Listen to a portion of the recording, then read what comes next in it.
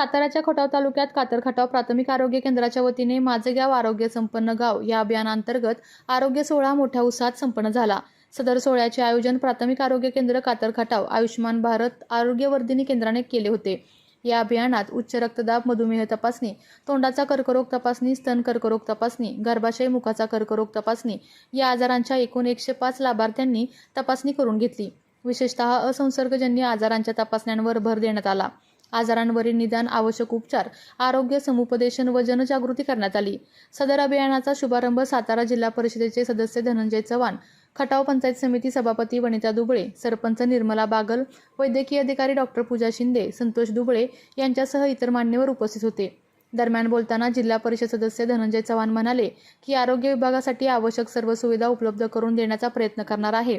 ग्रामीण भागातील नागरिकांना वेळेत व दर्जेदार सेवा मिळावी यासाठी माझ्यासह सर्वच लोकप्रतिनिधींचे सहकार्य राहील असे आश्वासन देखील त्यांनी दिले। दरम्यान वैद्यकीय अधिकारी डॉक्टर पूजा शिंदे यांनी प्रसारमाध्यमांशी संवाद साधून माझं गाव आरोग्य संपन्न गाव या योजनेअंतर्गत देण्यात येणाऱ्या सुविधांची माहिती दिली। तसेच सदर योजना कातरखटाव प्राथमिक आरोग्य केंद्रात प्रभावीपणे राबवण्यात येतील असे देखील सांगितले। नमस्ते, आपण आहोत की खटाव तालुक्यातील आरोग्याच्या दृष्टीने एक महत्त्वाची PSC असणाऱ्या कातरखटाव PSC मध्ये नुकताच आता जिल्हा परिषद सदस्य धनंजय चव्हाण, पंचायत समितीचे सभापती असतील आणि सरपंच आणि ग्रामस्थांच्या उपस्थितीत माझं गाव आरोग्य संपन्न गाव हा मेळावा संपन्न झालाय आणि अतिशय सुंदर कातरखटाव PSCच्या माध्यमातून ज्या सोयीसुविधा पुरवल्या जात आहेत त्याच्या माध्यमातून त्या शिबिराचं आयोजन केलं होतं आणि आपल्यासोबत आता आपल्यासोबत बोलण्यासाठी आहे चॅनल सोबत कातरखटाव PSCच्या वैद्यकीय अधिकारी डॉक्टर पूजा मॅडम। काय सांगाल मॅडम, आज जे आरोग्य शिबिर संपन्न झालंय आणि तुमच्या कार्यक्षेत्रात अतिशय चांगल्या पद्धतीनं शिबिर संपन्न झाले, काय सांगाल? नमस्कार, मी डॉक्टर पूजा शिंदे, प्राथमिक आरोग्य केंद्र कातरखटाव इथे वैद्यकीय अधिकारी म्हणून कार्यरत आहे। माझा गाव आरोग्य संपन्न गाव या विषयाअंतर्गत आम्ही प्राथमिक आरोग्य स्तरावरचा सर्वोत्तम मेळावा घेतला। या मेळाव्यामध्ये आम्ही काही उद्दिष्टे साध्य केली। संसर्गजन्य आणि असंसर्गजन्य आजार, संसर्गजन्य आजारामध्ये आम्ही त्या आजारांचं कसं उपाययोजन करायचं याविषयी माहिती दिली। असंसर्गजन्य आजारामध्ये जे उच्च रक्तदाब किंवा डायबेटिस यासारख्या आजारांचं कसं व्यवस्थापन करायचं, कोणताही आजार होऊ नये त्यासाठी कोणते प्रतिबंधात्मक उपाय करायचे, तसेच माता व बालरोग आरोग्य म्हणजे एखादी माता गर्भवती झाल्यापासून तिचा बालक होईपर्यंतचा जो प्रवास आहे त्यामध्ये कोणती काळजी घ्यायची यासारख्या विषयांवरती आम्ही माहिती दिली। आणि तसंच आम्ही HPV वॅक्सिनेशनचे सत्र केले, कुष्ठरोग निर्मूलनाविषयी माहिती दिली। आम्ही स्तन कॅन्सर सगळ्या गोष्टींवरती तपासणी केली आणि हा मेळावा आमचा सर्वोत्कृष्ट मेळावा म्हणून उल्लेखनीय असा झाला। PSC अंतर्गत PMJYच्या योजनेचं अतिशय चांगल्या प्रकारे लोकांना लाभ मिळतोय, त्याचा काय सांगाल त्याबद्दल? PMJY योजनेमध्ये जे आमच्याकडे आयुष्यमान कार्ड आहे त्या लाभार्थ्यांना आम्ही सुविधा देतो। त्यामध्ये ॲक्यूट फेब्राईल इल्नेसचे जे पेशंट आहेत किंवा फोर्सेप डिलिव्हरीचे पेशंट आहेत, लॅप्रोस्कोपीचे पेशंट आहेत, TL लॅप आणि TLचे जे आम्ही सुविधा देतो यामध्ये। तसेच ॲनिमल बाईटचे पेशंट घेतो, इन्सेक्ट बाईटचे पेशंट घेतो, इतर ऑदर बाईट्सचे पेशंट घेतो, त्यांना सुविधा पुरवतो आणि या योजनेअंतर्गत त्यांना मोफत लाभ देतो। या योजनेविषयी म्हणजे सरकारने तळागाळातल्या गरीब लोकांपर्यंत आपली ही व्यवस्था पोहोचावी म्हणून हे प्रोग्राम केले आहेत आणि आम्ही त्यासाठी तत्पर आहोत।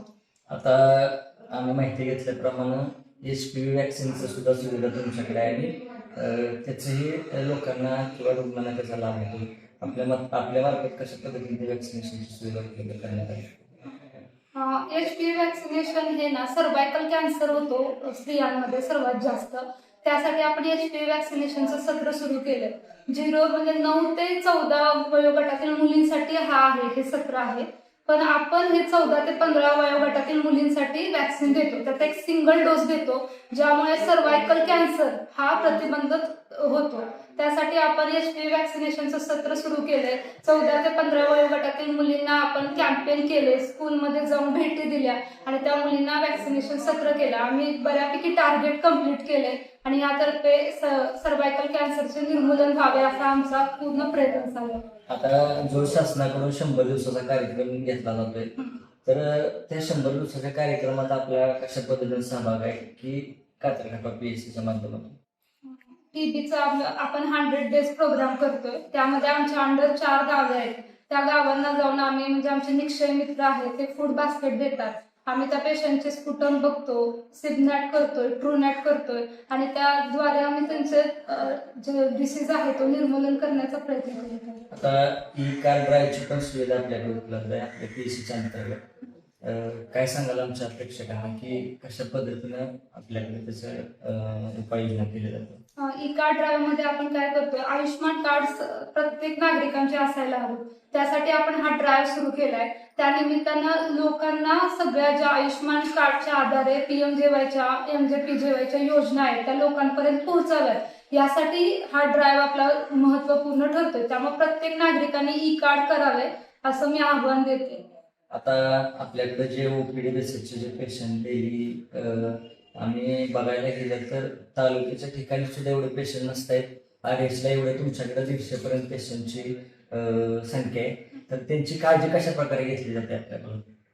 आपण म्हणजे प्रत्येक पेशंटला सुविधा इथं उपलब्ध करून देतोय. म्हणजे सर्व प्रकारचे आजार, उच्च रक्तदाब, संसर्गजन्य आजार, असंसर्गजन्य आजार, ANC जे पेशंट आहेत त्यांना पूर्ण काळजी घेतली जाते. त्यांना आहार, कोणता आहार घ्यायचा, कोणत्या टॅबलेट्स त्यांना द्यायच्या, त्यांच्या सोनोग्राफी, एक्सरे सर्व काही केलं जातं. एक्सरे जास्त करून टीबीच्या पेशंटमध्ये पण आपण एक्सरेचा प्रोग्राम करतो.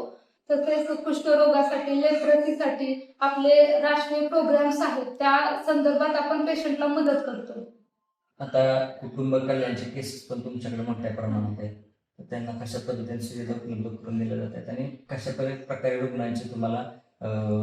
रुग्णांची कशा प्रकारे तुम्हाला रिस्पॉन्स मिळतो? कुटुंब कल्याणच्या आपल्या ह्या लास्ट मंथमध्ये 45च्या वरती केसेस झाल्यात. आपण पेशंटला डायग्नोज करतो, त्यांना सांगतो. कुटुंब कल्याणचा आपल्या आशा वर्कर्स आहेत त्या चांगल्या प्रकारे काम करतात. मग त्यांचं आपण हिस्ट्री वगैरे घेऊन त्यांना गुरसाळीचा आमचा कॅम्प योजला जातो. तिथे जाऊन आमच्या ॲम्ब्युलन्सद्वारे त्यांना पाठवलं जातं. तिथे ऑपरेट केलं जातं. लॅब आणि TL सर्व काय केलं जातं तिथे. आणि नंतर पेशंट ऑपरेट झाल्यानंतर आपण इथं त्यांची 2-3 दिवस काळजी घेतो. आपल्याकडे तो ॲडमिट राहतो. परत त्यांना कोणता त्रास होतोय का नाही ते पाहिलं जातं आणि मग डिस्चार्ज दिलं जातं.